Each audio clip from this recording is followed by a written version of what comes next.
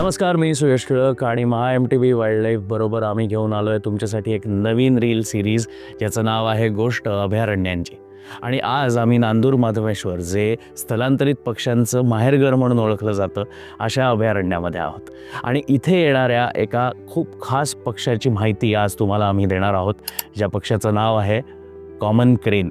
अभयारण्य म्हटल्यावर आपल्या डोळ्यासमोर येतात त्या उंच उंच डोंगर रांगा, मोकळी पठारं, गच्च वनराई आणि रानवाटा. मात्र नांदूर माधवेश्वरमध्ये आपल्याला डोंगरांऐवजी बघायला मिळतो गोदेचा विस्तीर्ण काठ. पठारांऐवजी आहे ती जैवविविधतेने संपन्न अशी पाणथळ जमीन, आणि वनराईच्या ऐवजी आहेत त्या समृद्ध अशा पाण वनस्पती. गोदावरी आणि कादवा या दोन नद्यांच्या संगमावर असलेल्या मधमेश्वराच्या मंदिरामुळे या अभयारण्याला नांदूर मधमेश्वर हे नाव पडलं.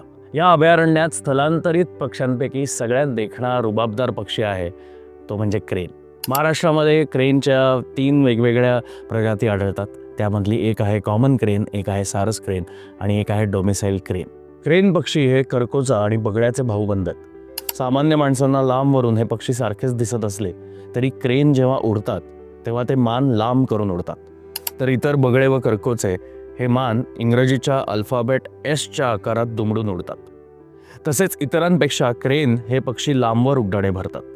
भारतीय संस्कृतीमध्ये या पक्ष्यांना प्रेमाचं प्रतीक मानलं जातं, कारण ते आपल्या जोडीदाराबरोबर एकनिष्ठ राहतात आणि त्यांची जोडी ही आयुष्यभरासाठी एकत्रितच राहते. दीर्घकाळ जगणाऱ्या पक्ष्यांच्या प्रजातींमध्ये क्रेन पक्ष्यांचा समावेश होतो. ते साधारण 30 ते 35 वर्ष जगतात.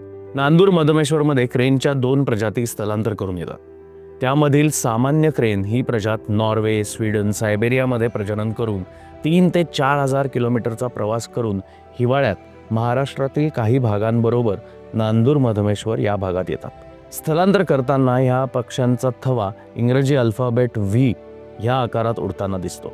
गुजरातमध्ये सॅटेलाईट टॅग केलेल्या एका कॉमन क्रेनच्या मादीने गुजरात ते कझाकिस्तानचा प्रवास म्हणजे तब्बल 4,800 किलोमीटरचा प्रवास फक्त 15 दिवसात पूर्ण करून दाखवला होता. नांदूर मधमेश्वर अभयारण्यामध्ये साधारण 5,000च्या संख्येमध्ये हे कॉमन क्रेन आढळतात. आणि कॉमन क्रेन हा पक्षी उंचीला 4 ते 5 फूट वाढतो आणि त्यांचा पंखांचा विस्तार हा साधारण 7 ते 7.5 फूट इतका असतो. नांदूर मधमेश्वर इथे कॉमन क्रेन बरोबरच आणखी एक क्रेन बघायला मिळतो, तो म्हणजे डॉमिसाईल क्रेन. याविषयीची माहिती देण्यासाठी मी इथे बोलवलेलं आहे इथले निसर्ग मार्गदर्शक म्हणजेच नेचर गाईड पंकज चव्हाण यांना. सर, डॉमिसाईल क्रेनबद्दल काय सांगाल?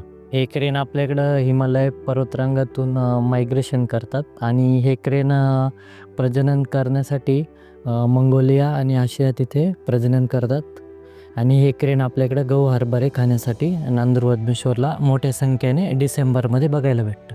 ज्याप्रमाणे आपण प्रवासाला कुठेही निघालो की एखादा फूड मॉल शोधून थोडा वेळ थांबतो, ब्रेक घेतो आणि पुढे जातो, तसंच हे स्थलांतरित पक्षी असे कुठे कुठे छोटेसे ब्रेक्स घेतात आणि त्यांच्या फूडच्या आणि पाण्याच्या ज्या काही रिक्वायरमेंट्स असतात त्या पूर्ण करतात. त्यामुळेच नांदूर मधमेश्वरमध्ये स्थलांतरित पक्ष्यांची एक खूप मोठी संख्या आपल्याला बघायला मिळते.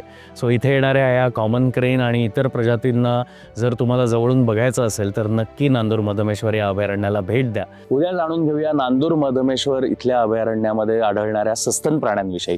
त्यामुळे बघत रहा महा MTV वाईल्डलाईफ बरोबर गोष्ट अभयारण्यांची.